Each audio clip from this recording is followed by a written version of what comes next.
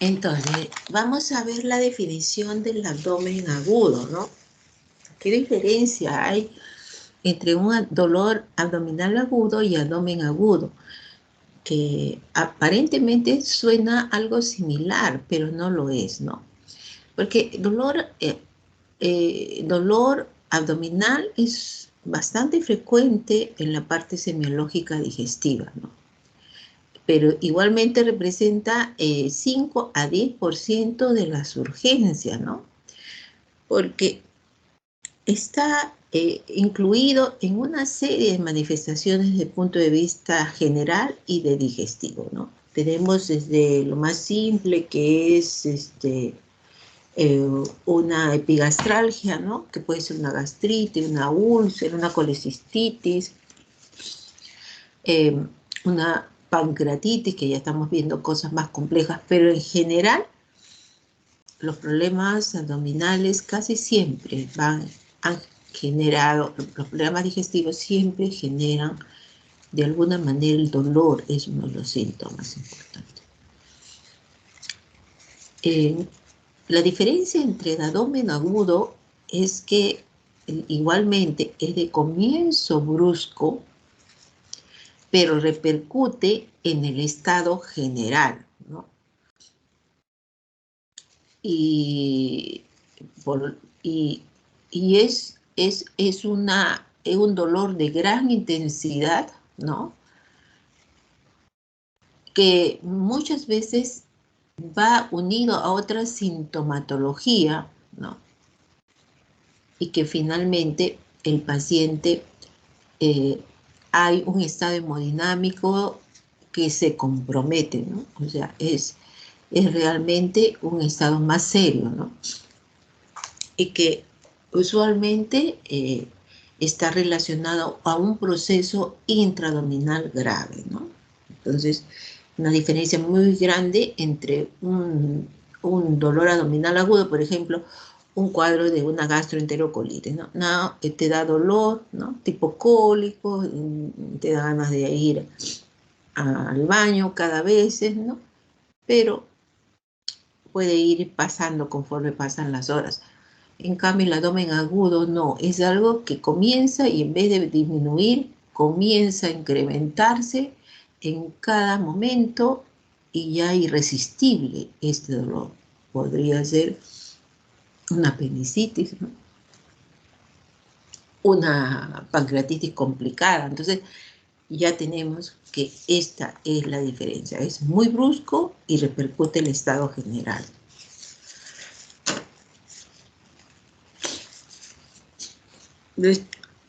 Y para comprender un poco más lo que es el abdomen agudo, tenemos que saber bien las características del dolor, porque definitivamente el dolor es parte fundamental a esta patología, a este síndrome, ¿no? De abdomen agudo. Entonces, nos preguntamos qué es el dolor. Bueno, es una sensación en la cual no lo podemos medir, es algo subjetivo, es una experiencia sensorial. Eh, todos los seres humanos tenemos un sistema nervioso central, entonces lo podemos calificar desde el punto de vista en un dolor visceral, en un dolor somático o finalmente las características de un dolor referido. Tienen algunas características propias, ¿no?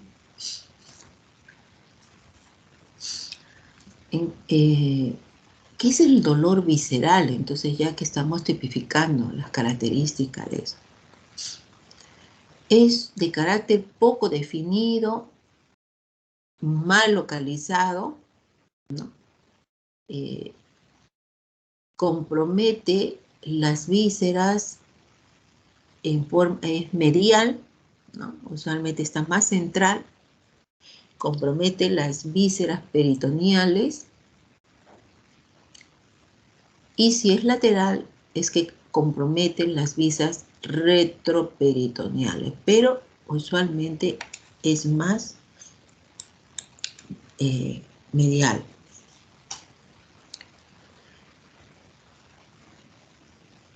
El dolor somático es un dolor agudo, pero bien localizado. Se ubica en la zona en donde se encuentra la víscera afectada, ¿no? El somático. Se agrava con los movimientos y puede ir acompañada de contractura muscular, ¿no? Esa es la característica del dolor. Se extiende por el peritoneo parietal y la raíz del mesenterio y sigue el trayecto de las fibras cerebroespinales entre D6 y L11, ¿no? Un ejemplo típico del dolor visceral podría ser una apendicitis, ¿no? Se localiza en relación a la víscera afectada. Se agrava con el movimiento, ¿no? Por ejemplo, una apendicitis, cuando hay un cuadro peritoneal localizado, ¿no? Hay contractura. El paciente tose, le duele más. Se lateraliza, le duele más, ¿no? Camina, mayor dolor, o sea, y se extiende por el peritoneo parietal y la raíz del mesenterio. Entonces tenemos algunas caras muy bien localizado el dolor somático. En cambio, el dolor referido es producido por el compromiso de ramas nerviosas descendentes del C3 y C4, ¿no? Y estimulando la superficie de peritoneo del diafragma, pero no localiza el lugar, o sea, es donde es el producto, ¿no? de componente nervioso donde se origina su bifurcación principal, ¿no? Entonces, por lo tanto, no tipifica la zona dolorosa, sino donde es el centro nervioso.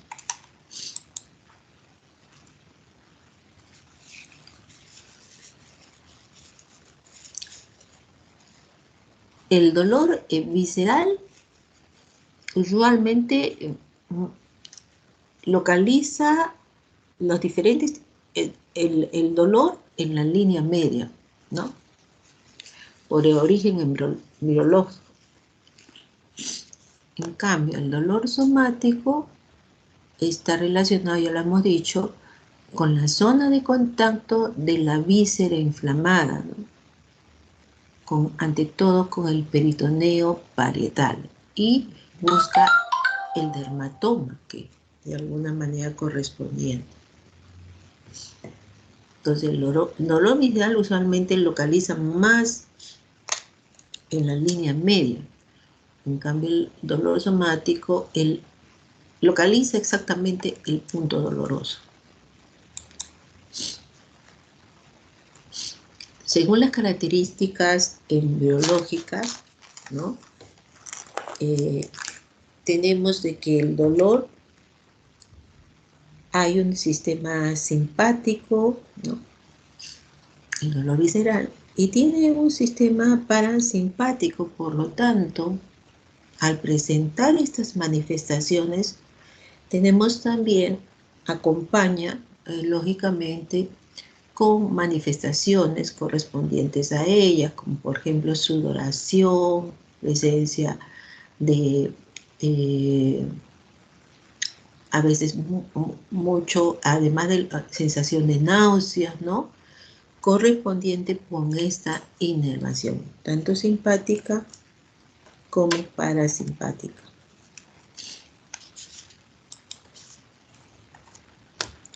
Desde el punto de vista embriológico, el dolor se puede subdividir, perdón,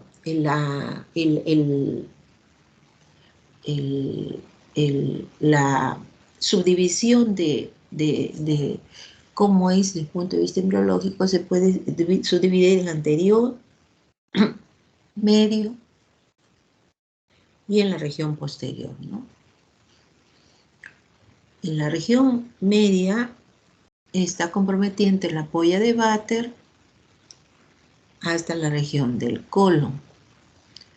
Y la parte anterior entre la boca y el esófago y la inferior del colon hasta la región del ano, ¿no? Estas es las divisiones embriológicas desde el punto de vista de clasificación.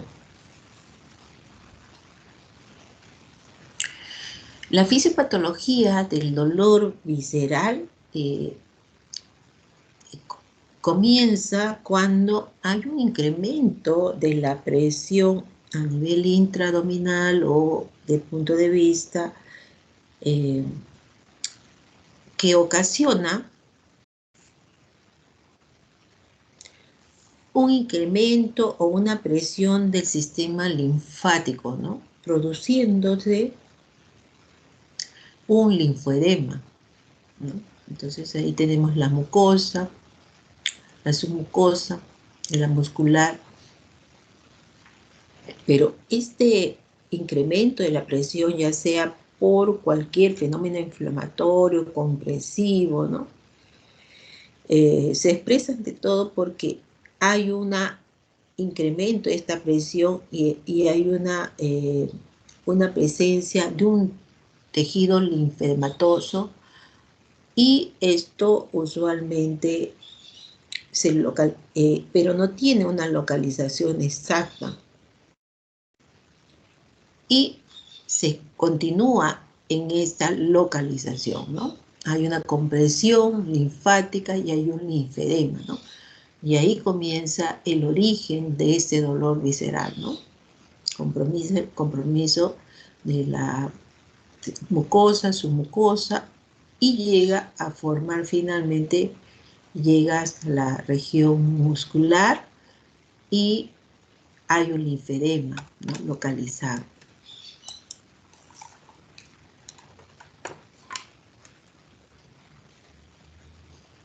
En cambio, la presencia de un dolor somático, la inflamación llega hasta la serosa, ¿no? O sea, compromete más allá y por lo tanto alcanza al peritoneo parietal. De ahí es que, por eso es que hay una localización más específica, ¿no? Más específica. El ejemplo más frecuente, ¿no?, en estas condiciones es la apendicitis, ¿no? Porque ya hay un compromiso del peritoneo parietal.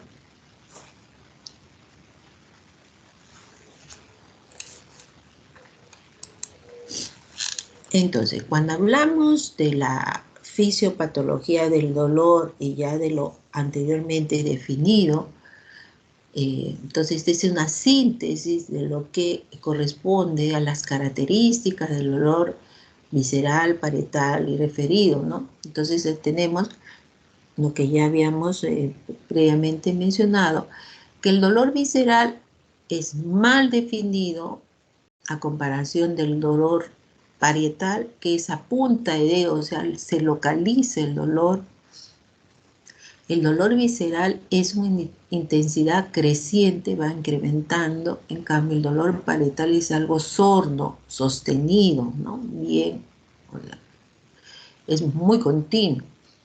El dolor visceral tiene síntomas vegetativos, ¿no? Como son las sudoración, palpitaciones, como habíamos definido, porque tenía un componente simpático y parasimpático, y usualmente está localizado en la línea media.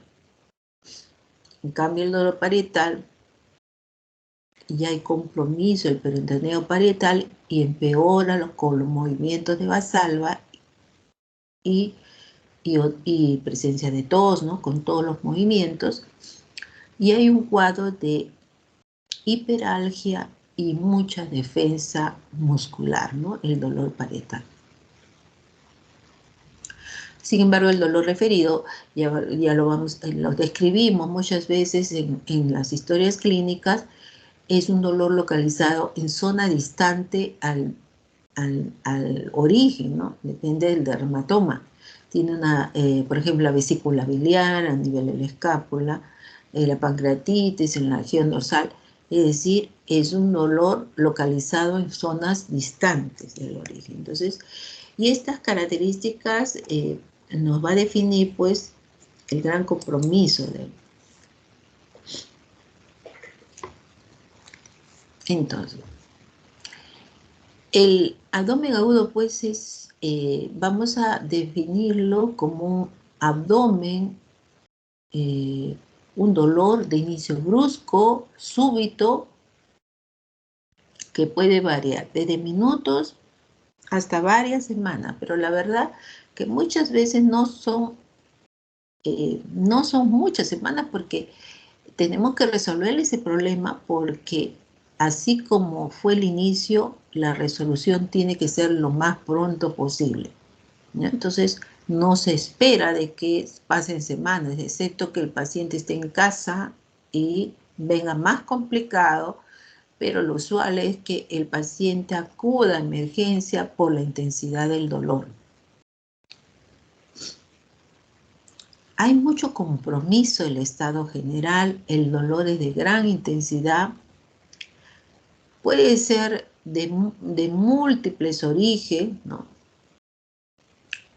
Y puede tener también compromiso de peritoneal, y lo que debemos hacer, lógicamente, es una acción terapéutica de emergencia, ¿no? Con tratamiento ya sea médico, farmacológico, o en todo caso eh, puede ser un tratamiento quirúrgico, dependiente de la causa. La presencia de un abdomen agudo no significa tampoco un tratamiento quirúrgico, ¿no? Porque va a depender de la causa.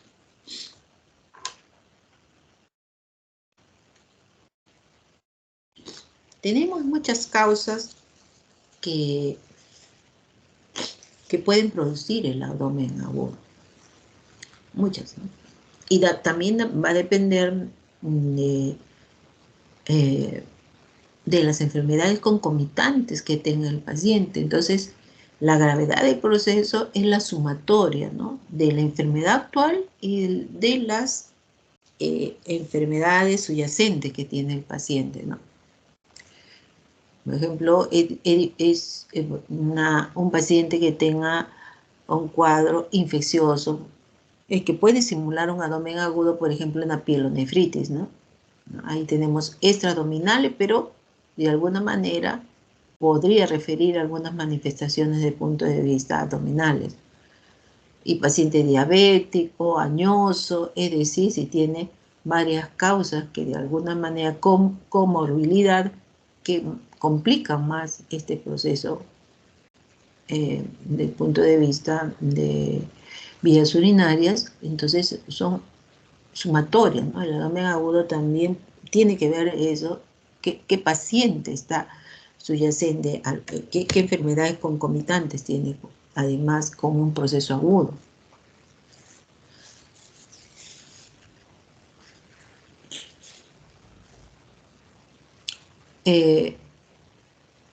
El abdomen agudo, bueno, no todos van a necesitar un tratamiento inmediato porque va a depender, lógicamente, de la causa. O sea, y si iniciamos un tratamiento, no es que rápidamente vamos a aliviar el dolor, que es una de las manifestaciones. Por ejemplo, una pancreatitis aguda, ¿no? Va a depender, lógicamente, de la forma de presentación de esta pancreatitis, si es una pancreatitis leve, moderada o severa, ¿no? Sí se le inicia el tratamiento, pero no es que necesariamente se le va a aliviar con la medicación farmacológica y con las medidas generales inmediatamente el dolor, ¿no? Es algo más pausado, ¿no? Hasta que, lógicamente, eh, el proceso inflamatorio a nivel de páncreas comienza a disminuir, ¿no? O sea, no todos van a requerir un manejo quirúrgico, ¿no? Excepto de que, por ejemplo, esa misma pancreatitis termina en una necrohemorrágica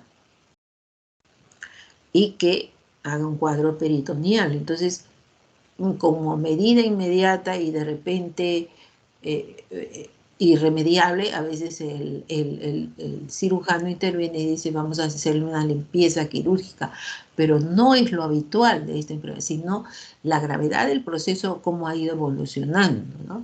Ahí viene, o sea, viene a tallar que un tratamiento médico convencional frente al que no alivia y el paciente se agrava por que el cuadro detonante no se puede compensar, definitivamente va a terminar en un tratamiento quirúrgico que tampoco no le da la seguridad que necesariamente el paciente va a quedar completamente bien. O sea, ese es el riesgo, ¿no? De alguna enfermedad muy grave que de alguna manera no se pueda controlar desde el punto de vista médico, ¿no?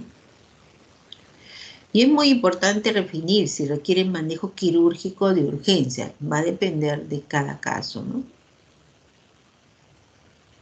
1/3 nomás terminan en un tratamiento quirúrgico y 2/3 se resuelven con un manejo médico. Por ejemplo, hoy hemos tenido en el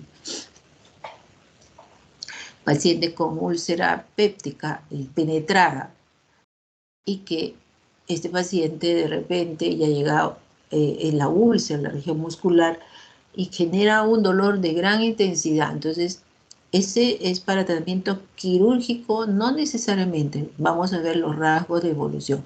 Pero una úlcera péptica perforada, sí, ya tenemos que pensar en un manejo quirúrgico de urgencia, ¿no? Entonces, va a depender del cuadro.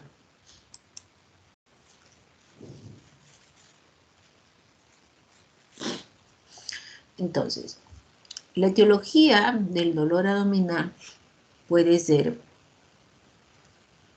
intraabdominal, ¿no? Que es lo que nos toca abarcar en este momento, pero también puede estar relacionado con procesos extraabdominal o procesos sistémicos, ¿no? Entonces ahí viene el problema, o sea, tenemos que tipificar si realmente es un dolor intraabdominal, ¿no? Porque, por ejemplo, ya habíamos mencionado, una pielonefritis te puede generar un dolor abdominal, pero la verdad que no es propiamente del aparato genitourinario. O de repente un cuadro o una tumoración, un absceso perirrenal o un absceso renal también te puede simular por el cuadro doloroso, ¿no? Se palpa una masa, pensando que es un cuadro intraabdominal y no, es extraabdominal. O la presencia de una torsión del ovario, también te va a producir un dolor muy intenso, ¿no? Un embarazo ectópico te va a generar un dolor abdominal muy intenso también. Entonces, ¿cómo de alguna manera hacer esa clase, si realmente es abdominal? Entonces, va a depender lógicamente mucho de la historia clínica del paciente, también de la edad, dentro de la historia clínica, los antecedentes, ¿no? Entonces, ¿cómo de alguna manera si definimos si es un dolor abdominal típico, ¿no? O por ejemplo, un paciente que viene con un dolor a nivel epigástrico, entre comillas, o retroesternal, y que pensamos que es una úlcera penetrada, y la verdad es un infarto de la cárea inferior. Entonces, ¿cómo realmente saber si es un dolor propiamente abdominal? Porque hay otros que simulan.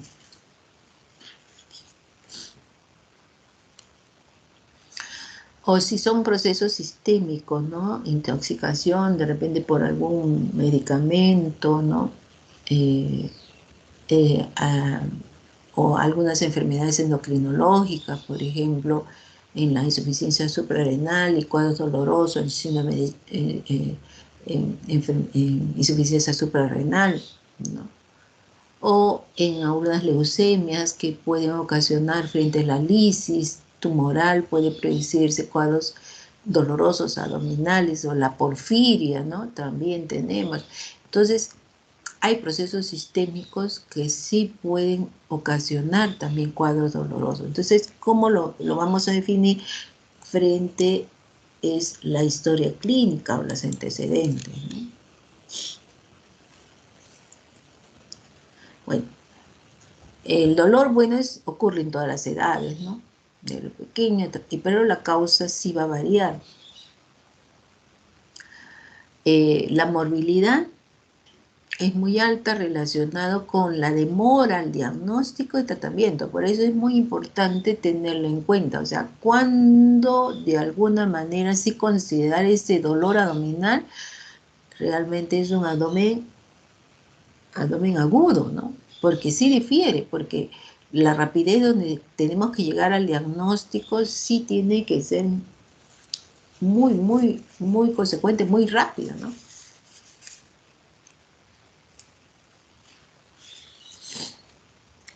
Porque algunas, en la demora, va a generar justamente un mal diagnóstico o pacientes que vienen muy complicados de provincia, ¿no?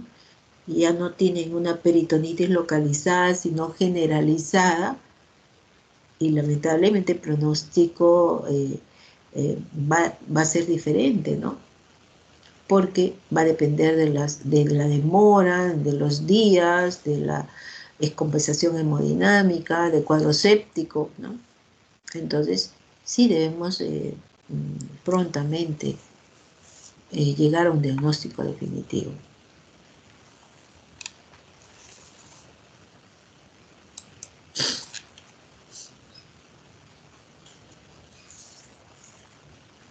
Entonces, el dolor abdominal puede ser una víscera hueca, puede ser una inflamación peritoneal, una enfermedad vascular. Cualquiera de estas causas, ¿no?, puede generar este dolor abdominal, ¿no?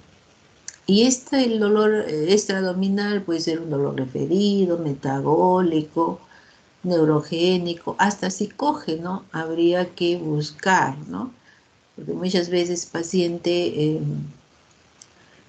para ganancia secundaria o X ha tenido un problema o quiere solucionar ese problema, hacerse la víctima, puede ser algo que de alguna manera consigue esa ganancia secundaria. Entonces puede venir inclusive emergencia con cuadros, son psicógenos, ¿no? Entonces esos son los cuadros más difíciles, ¿no? Para tipificar, ¿no? O sea, la gravedad del proceso, porque el paciente le agarra todo el abdomen y llora, pero es un abdomen blando, pero como que al tocarlo le duele, ¿no? Y ahí viene, lógicamente, en el entorno familiar, buscar factores psicológicos o estado de ansiedad o de depresión que está sufriendo ese paciente también, que en ese momento no te lo va a decir.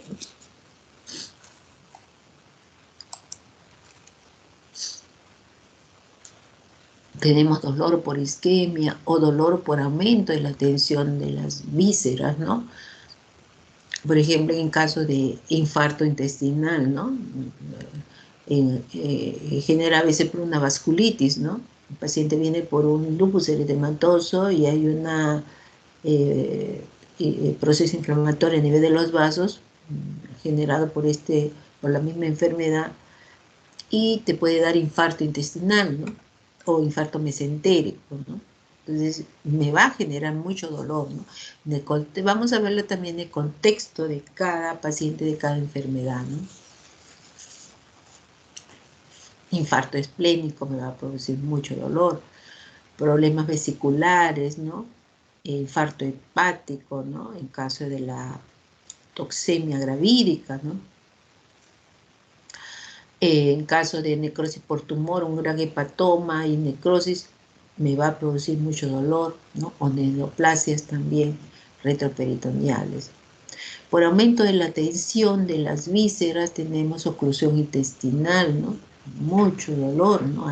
Ya sea por adherencias, hernias, tumores, una hernia encarcelada, ¿no? Estrangulada, ¿no? O sea, ya no vemos una hernia, sino complicada, ¿no? presencia de distensión de la cápsula de Gleason, ¿no? En caso de hepatitis, también te va a producir un dolor, pero usualmente no es, pero todas las causas, estamos hablando, que producen aumento de la tensión, ¿no? De vísceras. Un aneurisma disecante de la aorta también te va a producir mucho dolor, ¿no? O sea, en general el dolor es un componente y podría estar relacionado por el aumento de la tensión o por isquemia, ¿no? Tenemos las causas extraabdominales que podemos descartarlo, ¿no? Una neumonía me puede, dependiendo, si es una neumonía basal, y el paciente le puede transmitir como un dolor de repente en la región del hipocondrio derecho, pero no está relacionado propiamente a una patología hepática, sino relacionado con un derrame, ¿no? Basal o una neumonía. Tenemos las manifestaciones neurogénicas, ¿no? Procesos de radiculitis, ¿no? Tumores de la médula espinal que de alguna manera comprometen la parte anterior del abdomen también, ¿no? O sea, de alguna manera pudiera generarse cuadros dolorosos abdominales, ¿no? Un herpes zóster también, ¿no? A veces cuando ya aparecen las lesiones vesiculares es muy fácil, ¿no? De alguna manera integrar el dolor con este problema radicular generado por el herpes. Pero cuando no está en embrote todavía, el paciente va a venir con un dolor muy intenso abdominal, ¿no? Días previos a la aparición. Entonces ahí nos puede confundir, pero ¿cómo te duele? Pero bueno, algunas características sí nos puede sugerir, ¿no? Un dolor tipo ardor, que tiene una localización, ¿no? Exacta, eh, eh, siguiendo el trayecto del nervio, ¿no? La forma, pero es muy difícil, ¿no? Antes de la aparición de las vesículas, hacer el diagnóstico.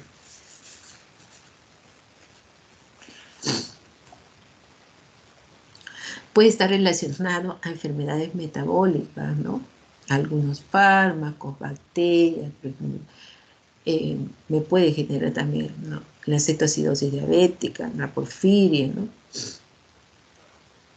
Otros del aparato genitourinario, ¿no? Los abscesos renales, los tumores, ¿no? En sí, muchas causas me puede producir como causas extraabdominales, ¿no?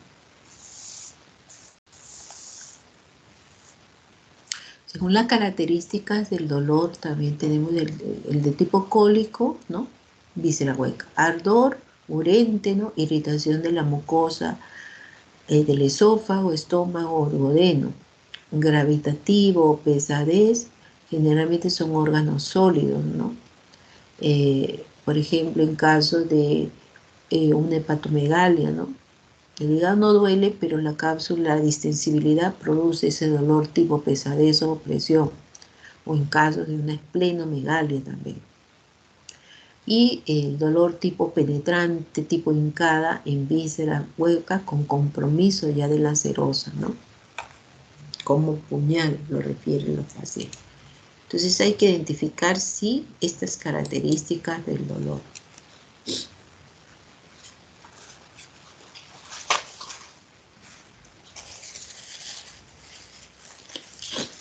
Entonces, el dolor se transmite por el sistema nervioso central y hay dos tipos de fibras, las fibras A, deltas finas, mielizantes, que ante todo se distribuyen en la piel, el músculo, ¿no? Llamado también un dolor epicrítico, y tenemos las fibras C, no mielizantes, ¿no? Y estas sí se distribuyen en el periósteo, músculo, peritoneo y peritoneo visceral y en general en las vísceras, ¿no? Esta es la que transmite una sensación sorda, ¿no? Mal localizada, de inicio impreciso, llamado también el dolor protopático, ¿no? Entonces tenemos que tener en cuenta ante todo estas fibras C mielizantes que son de distribución a nivel visceral.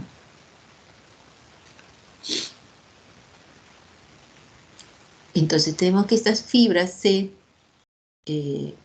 lo que no mielizantes son las que intervienen en esta fisiopatología del dolor, ¿no? Usualmente esta es la sensibilidad de las vísceras abdominales, mesenterio, peritoneo y capa muscular. Da una sensación de calambre o un dolor insidioso mal localizado. Una de las características son principalmente contracción, espasmo, distensión, ¿no? Estiramiento, puede estar relacionado a una inflamación o una isquemia, ¿no? Y es estímulos que se perciben como nocivos por los quimiorreceptores a nivel visceral, ¿no? Entonces estas fibras no mielizantes son las que intervienen básicamente en este tipo de dolor. Finalmente vamos a tener que estos impulsos nerviosos van a ser transmitidos a través de las fibras aferentes. Estas van a acompañar a los nervios que se transcurren a través de los vasos sanguíneos y van a llegar a la asta posterior a través de los ganglios de la cadena simpática. Llegan al núcleo ventral posterior del tálamo y hacen una sinapsis con la tercera neurona, ¿no?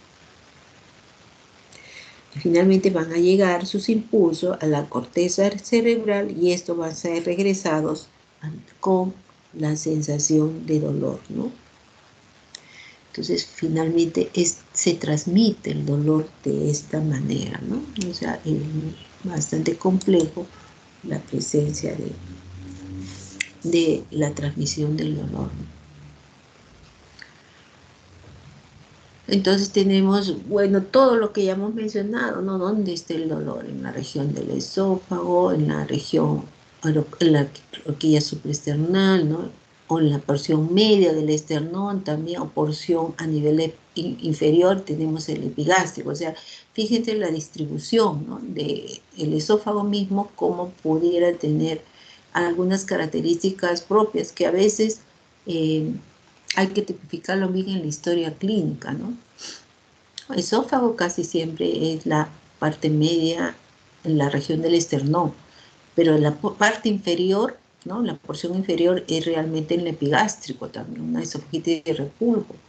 O puede estar en la zona alta, la parte media entre el esternón y el cuello, ¿no? O sea, tenemos que bien tipificar dónde es la característica del dolor, ¿no? Y así ya han hecho tal vez las clases de páncreas, ¿no? A nivel intestinal y sus localizaciones. Y es muy importante esto porque me va a definir si es un abdomen agudo, a qué segmento de los órganos intestinales representa este dolor, ¿no? Por eso es muy importante la historia clínica, ¿no? Porque como ven, si yo estoy hablando de un segmento, de una parte tipificada, ya yo voy a pensar qué órgano es el que está comprometido. Y por lo tanto el tratamiento va a definir a qué órgano está comprometido, qué complicaciones puede haber, ¿no? Y lógicamente tenemos que buscar también el lugar referido, por ejemplo, del esófago, la mitad de la espalda, ¿no? Igual el estómago puede irradiar también a la espalda, ¿no? En la región del yeyuno también a la parte media de la espalda, ¿no? Y órganos pélvicos, por ejemplo, en la espalda baja, ¿no? El páncreas en la línea media de la espalda, usualmente izquierda, ¿no? Entonces, sí vamos a tener alguna correlación también con el lugar referido, ¿no?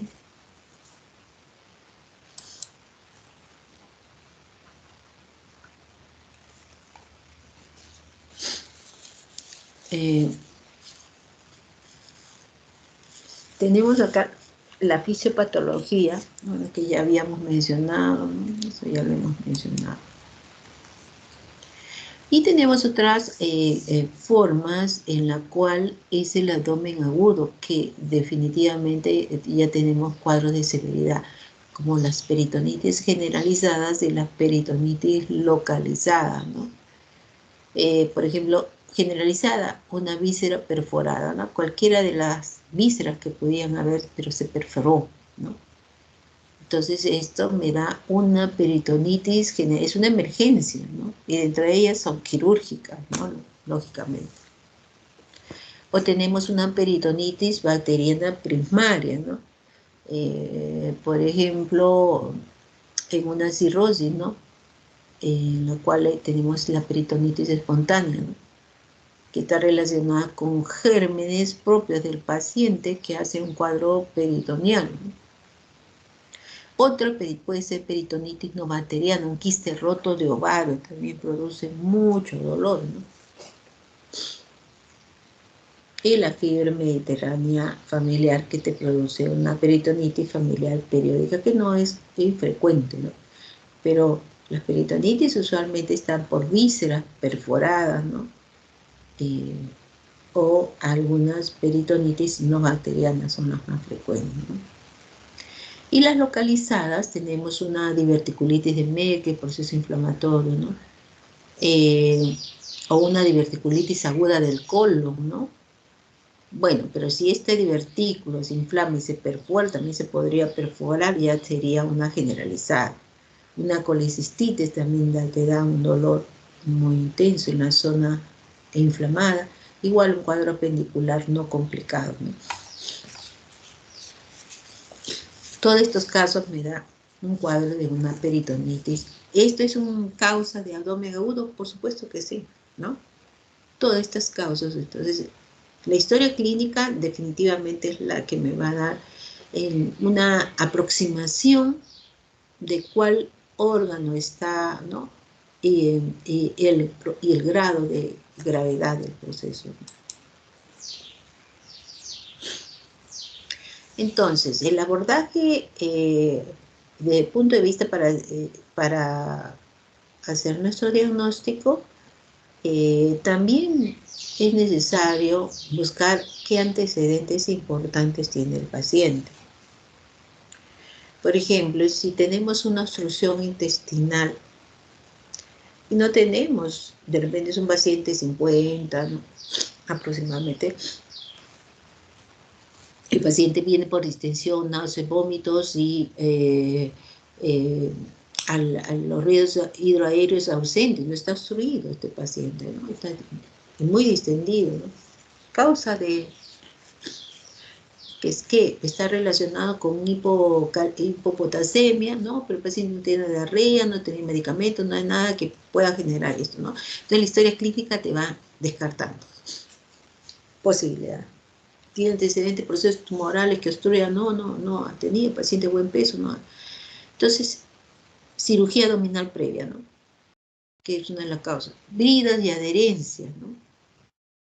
Condicionada por esta cirugía abdominal previa. Estas te pueden generar en algún momento la presencia de obstrucción intestinal. Entonces, el antecedente te ayuda mucho a hacer suposiciones clínicas. Si tiene el paciente antecedente de cardiopatía, si el paciente viene por un dolor epigástrico, de repente alguien pensó que podía estar relacionado a una úlcera péptica penetrada por la intensidad del dolor, pero no, ojo, que es un cardiopatía. Primero descarten la posibilidad de un infarto en la cara diafragmática, ¿no? En vez de buscar patologías abdominales. Descartado, que es muy simple, con unas enzimas cardíacas y ya podríamos buscar otra causa, ¿no? Pero a veces no lo hacemos, ¿no? Entonces, es muy importante todos los antecedentes, por ejemplo, la diabetes mellitus, la hipomotilidad intestinal o viceversa también, por la polineuropatía puede producir también trastornos de despeños diarreicos, ¿no? Paciente adulto mayor y con estreñimiento crónico, ¿no? 8 o 10 días que no hace posición y come bien, podría estar relacionado con una obstrucción de colon, por un fecaloma, ¿no? Y si el paciente tiene un proceso tumoral, de repente esto es el que generó un problema a nivel de obstrucción intestinal. O si hay una violencia familiar, traumatismo a nivel hepática y generó lógicamente un hematoma a nivel del hígado.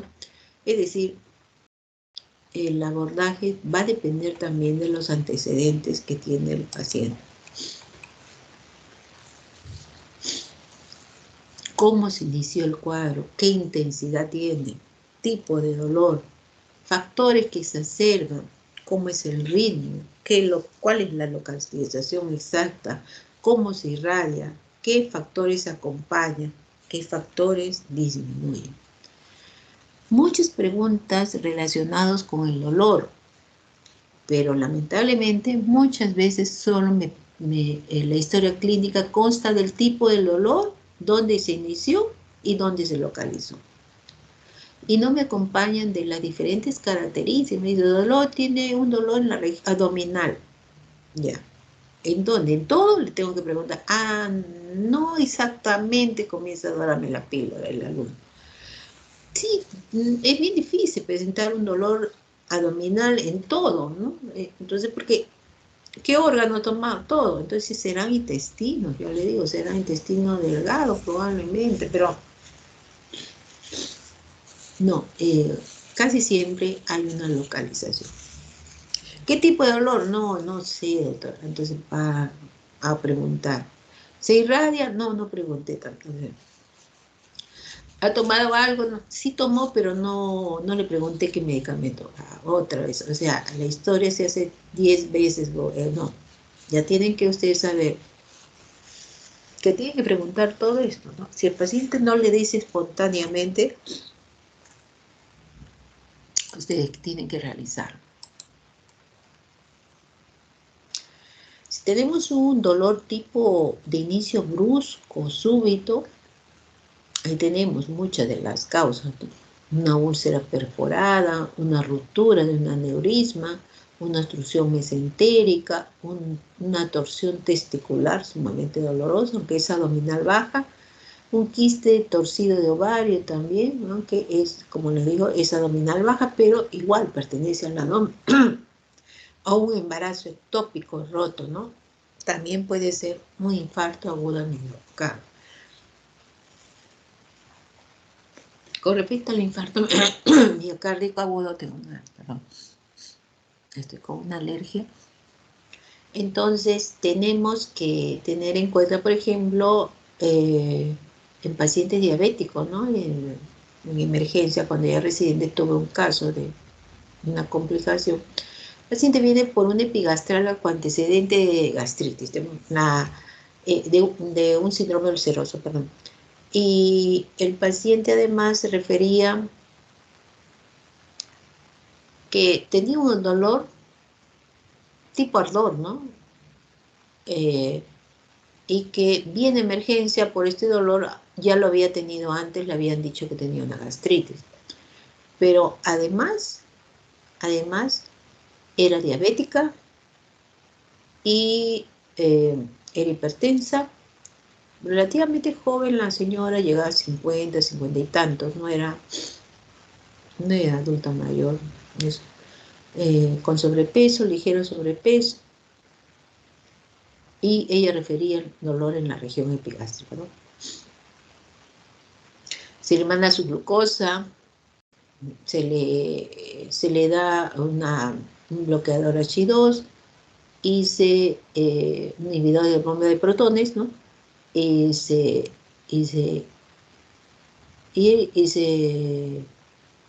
hacen los análisis respectivos, ¿no? Entonces, hasta ahí lo conozco a la paciente, la dejé al otro grupo y para que la evalúen todavía y vea su estado general del paciente, ¿no? El segundo grupo la ve, el paciente ya no tiene dolor, le habían visto la glucosa y la glucosa estaba normal. La presión se mantenía estable, las funciones vitales estaban. El paciente decía, yo estoy bien, según la referencia, ¿no? Ya había pasado como 3 o 4 horas desde el inicio que llega en emergencia y le da alta, ¿no? El grupo que queda para evaluar, ¿no? E igual mencionan las mismas características, sino que ese dolor que entre comillas le había ardido ya no le ardía. El paciente sale de alta y para ser evaluado en forma ambulatoria por la diabetes, ¿no? Y la gastritis para que vaya, ¿no? A las 3 horas posteriores del alta, lo llaman de su casa a emergencia porque el paciente se sentía más mal, el dolor había continuado y el paciente de trayecto fallece, ¿no? ¿Qué había pasado, no? Más probable que lo que había tenido era un infarto de la cara inferior, ¿no? Tenía factores de riesgo, ella no. ¿Qué pasa en los pacientes con diabetes y la polineuropatía diabética? Y estos pacientes, la grado e intensidad del dolor que genera un problema de insuficiencia, ¿no?, vascular por infarto miocárdico no es tan intenso, ¿no? No esperen ver un dolor, ¿no? Esta paciente lo decía, pero justamente esa intensidad que parece como una gastritis, ella misma lo relacionaba con su gastritis anterior, era un dolor de intensidad, pero 5, ¿no? Pero ahí molestoso, ¿no? Pero no este típico dolor de un infarto, ¿no? Y lamentablemente había muerto súbitamente por un infarto, probablemente, no sé qué salió, pero nosotros todos, oh, que esa señora sigue. Entonces, mucho cuidado, ¿no? O la presencia de un embarazo ectópico también es muy difícil a veces desde el inicio, pero si uno es bastante acucioso, lo puede hacer una diferenciación. Por ejemplo, un paciente joven que tiene con dolor abdominal de gran intensidad y el paciente viene a emergencia porque el dolor es muy intenso. Pero además viene por una anemia. Eso nos puede ayudar, ¿no? El abdomen un poco tenso, ¿no? Distendido, paciente hasta con reglas normales, ¿no? Porque es un embarazo ectópico, no roto. Y después de este proceso se ve que el paciente llega por un cuadro muy doloroso, ¿no? Entonces, ¿cómo hacer el diagnóstico, ¿no? Porque el embarazo no está, ¿no?, a nivel del útero o en formación. Y por la anemia, ¿no? Ahí llama la atención. ¿Qué pasa este paciente tan pálido, ¿no? Estos embarazos ectópicos al romperse generan mucha hemorragia, ¿no?, a nivel intraabdominal. Y por lo tanto el paciente viene con una anemia severa. Entonces se le hace una corpocíntesis, ¿no?, en la zona de los flancos y se salió full sangre, ¿no? Entonces ya era un diagnóstico, ya se lo lleva a ginecología. Entonces sí, hemos visto al paciente Juan y vienen por cuadros dolorosos, ¿no? Pero también, si de repente uno se pone a pensar, hay la ecografía y eso, ¿no?, es algo muy inmediato porque el paciente sangra, ¿no? El paciente, y esto es lo que llamaba la atención, es la palidez tan marcada de la chica, ¿no? Era una gestante por un embarazo ectópico, era casada, ¿no?, pero ella ni sospechaba, ¿no?, de este proceso. Hay dolor que se producen en forma progresiva, ¿no? Tenemos acá, por ejemplo, la apendicitis, ¿no? Es un dolor de la noche, sí es abrupta, pero se intensifica, ¿no?, progresivamente, ¿no? Y tanto así que puede llegarse una peritonitis, ¿no?, generalizada, ¿no?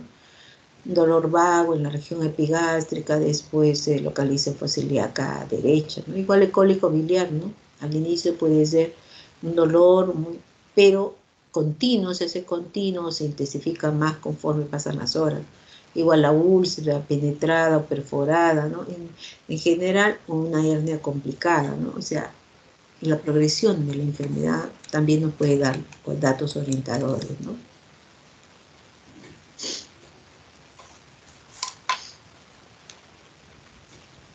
Por ejemplo, el dolor de una apendicitis, ¿no? Al inicio en la región epigástrica o puede ser mal definida, ¿no? Después ya es un dolor de tipo visceral y finalmente se transforma en un dolor somático cuando agarra ya el peritoneo parietal, ¿no? Es la característica típica de la apendicitis.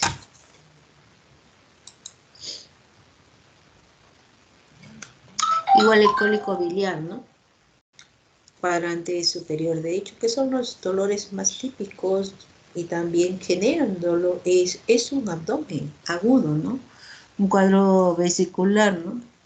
De gran intensidad o un dolor muy continuo, ¿no? Con molestias generales, ¿no? Persiste, puede aumentar y conforme las horas, si es un proceso inflamatorio, finalmente es una colecistitis aguda, ¿no? Y que lógicamente a la descompensación hemodinámica terminan en una intervención quirúrgica, ¿no? Entonces son las diferentes. En caso de, por ejemplo, el dolor, yo siendo médico nomás, yo hace 3 o 4 años, tuve un dolor en la región hipocondrio derecho, más o menos, no localizado en la región epigástrica, y sí me generaba algunos problemas, por ejemplo, el dolor persistía cuando yo comía alimentos, ¿no? Y justo era mi cumpleaños. Y la verdad que ese día no comí a pesar de que había una cena especial en casa y con respectiva torta, que tampoco lo comí. Entonces, porque pensaba que era una indigestión. Y dije, bueno, me cuido, no importa, no como, pero ahí estaba el dolor, ¿no? Y más el temor, como todo médico, a la sospecha, y yo decía, no vaya a ser una pancreatitis con gran miedo, no vaya a ser otra cosa. Siempre vamos los médicos para lo peor. Y tenemos mucho miedo también. Tengo una amiga que ha muerto en cáncer de páncreas, entonces es, el médico es igual el peor paciente, ¿no? No quiere hacerse análisis, la mayoría, ¿no? Espera hasta el final, conociendo todas las enfermedades, hay mucho temor. Al día siguiente, los amigos me habían hecho el día de mi cumpleaños, pues no se trabaja para nosotros del Estado, era día libre. El día siguiente mis amigos me dicen, bueno, vamos a llevarte a almorzar. Y yo le dije, justo, no, porque me siento un poco así, no como... Uy, ¿por qué no te haces más? Son varones, yo soy la única mujer. Y yo no, le digo, ya me va a pasar, ¿no? Y veo, de tanto decía, no, hazte que no sé. No tenía náuseas, no tenía vómitos, no sentía fiebre. Y efectivamente me voy a hacer una ecografía. Tenía un cuadro de litiasis vesicular y un proceso inflamatorio vesicular, ¿no? Y ya me asusté, ¿no? Entonces, la ecografista me dice, mira, no tengo nada más, porque yo pensé, pues, ay, yo tenía miedo para otras cosas tumorales. Y ya, bueno, con eso me sentía bastante contenta, pero que no había, pero... Y ya me fui al cirujano, me encontré con una amiga en el camino, ¿no? Y como todo colega, no, vamos a tal sitio, ya esto, que el otro. O sea, en ese mismo día al día siguiente, ¿no? Me hicieron todos mis análisis prequirúrgicos, y al día siguiente a las 7 de la mañana estaba entrando a Santa Teresa. Era una vesícula sumamente difícil, me dijo el cirujano, el que me operó, amigo, colega mío, ¿no? laparoscópica, ¿no? Mire, esperé 2 días, más de 2, 3 días creo, porque yo creo que con fecha de mi cumpleaños ya no me sentía bien ese día, sino 2 días antes, ¿no? Entonces era un abdomen agudo, pero por uno u otro motivo yo fui ¿no? desplazando, y el cirujano me dijo, oye, esto no era tan fácil, no fue para mí fácil, ¿no? Claro, en la magnitud dependía de los días en que yo seguía con este proceso, con antibiótico y todo estuve, ¿no? Normalmente no hay uso, había un proceso inflamatorio, ¿no? Bacteriano, entonces ya estaba complicado, no era una vesícula litiásica solo, ¿no? Entonces tenemos acá, por ejemplo, el dolor abdominal va a depender de la zona, ¿no? Eso no lo vamos a ver, ya lo han hecho tal vez en práctica, ¿no?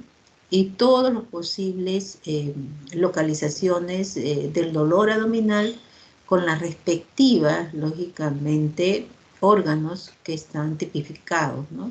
Según este esquema, ¿no? De la región abdominal.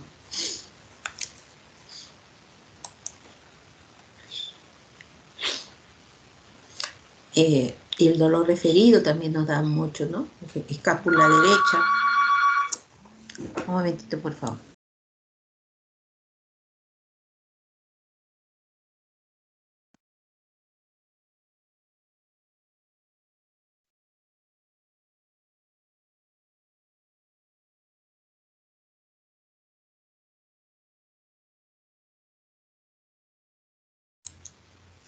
Entonces tenemos acá, por ejemplo, el hombro derecho, ¿no? O si va el dolor referido en la escápula derecha, por ejemplo, en la región de la vesícula y el árbol biliar. Y todos los posibles dolores referidos, ¿no? Dolor espalda, línea media, el páncreas, el vaso, ¿no? Bueno, ya lo hemos referido en el anterior. La clínica, ¿no? ¿Qué signos concomitantes van, ¿no? Y de alguna manera nos puede ayudar, ¿no? Por ejemplo, náuseas, vómitos, diarrea, estreñimiento, anorexia, melena, retorragia, hematoquesia. Bueno, siempre adjunto al examen físico nos puede ayudar, lógicamente, para rápidamente hacer nuestro diagnóstico, ¿no? O si hay otros, ¿no? Disuria, polaquiuria, dolor lumbar, porque a veces también nos puede confundir con un cuadro abdominal.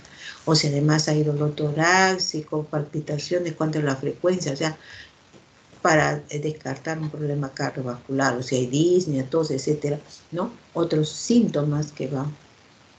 Además del dolor abdominal, hay otros síntomas que de alguna manera podemos hacer unidad clínica, ¿no? O si hay síntomas vegetativos, que veamos de inquietud, sudoración, palidez, náusea, vómito, ¿no? Concomitante. Entonces, bueno, de buscar todos los síntomas que acompañan, la edad, el sexo, la anamnesis, ¿no? La exploración física fundamental, ¿no? Inspección, palpación, auscultación, palpación y percusión, ¿no? La exploración física, ver cicatrices, ¿no? Porque el paciente nos da datos, porque de repente es una obstrucción intestinal y vemos cicatrices múltiples, los signos de Cullen, ¿no? El de Gray-Turner que se ve en la equimosis a nivel periumbilical, y la segunda relacionada en los flancos, ¿no? En una pancreatitis necrohemorrágica, ¿no? La auscultación de ruidos hidraéreos, si tiene ruidos metálicos o soplo abdominal, ¿no? Un aneurisma, por ejemplo, en la aorta abdominal, o el exceso de ruidos hidroaéreos muy aumentados, o la ausencia, ¿no? Que usualmente pudiera estar relacionado a un abdomen agudo, la ausencia de ruidos hidroaéreos. Exploración física para ver los signos a nivel vesiculares o la presencia de Bloomer, si hay presencia de signos peritoneales, ¿no? O la presencia de maniobras, ¿no? En caso de obturador, el psoas o de Courcey-Riat, en caso de las dos primeras de cuadros apendiculares, ¿no? Entonces, tenemos ver si hay timpanismo, ¿no? Además de distensión de asas intestinales, ¿no? Si hay matidez o masas en donde están, tacto rectal, si hay un gran fecaloma, ¿no? O característica de las heces o la presencia de cuadros de melena, ¿no? Que usualmente a veces el paciente, al hacer tacto rectal, sacamos heces y ver la coloración, ¿no? Que nos permita de alguna manera definir. Entonces es muy importante pues ver la estabilidad hemodinámica y compensarlo, ¿no? Y esto ante todo porque es una emergencia, ¿no? Tratar de buscar esta sospecha y que requiere un tratamiento en la medida que puedas. Algunos son tratamientos quirúrgicos, como sabemos, la mayoría, un tercio básicamente de los abdomen agudos, un tercio solo termina en una intervención quirúrgica, pero tenemos que hacer el diagnóstico preciso, ¿no? Si hay signos peritonales, es signo de una deviación hospitalaria, y son hernias irreductibles igualmente, ¿no? Si hay vómitos fecaloideos, que significa una obstrucción intestinal baja, ¿no? O sanguinolento, ¿no? O la rectorragia profusa, también es sinónimo de una derivación hospitalaria, ¿no? Entonces, ¿cuáles son las causas en las que debería de todo paciente? Y lógicamente las pruebas complementarias están en función, ante todo, de nuestra impresión diagnóstica, ¿no? Pero casi todos los análisis básicos que vamos a tener en todo paciente son ante todo un hemograma completo, ¿no? La presencia de y dentro de ellas tenemos los leucocitos, las plaquetas, los glóbulos, los glóbulos rojos, ¿no? Entonces tenemos que tener si hay anemia, si hay gran leucocitosis por un proceso infeccioso, cómo están las plaquetas, y en función también de que si hay un número de plaquetas suficiente de repente para un acto operatorio. Bioquímica, buscar las milasa y lipasa en caso de pancreatitis, troponina en caso de sospecha de un evento coronario, las bilirrubinas, las transaminasas, ¿no? La fosfatasa alcalina, todo eso para descartar un origen biliar o hepático, ¿no? Y si un cuadro séptico, buscar el PCR ante todo, que es un marcador inflamatorio.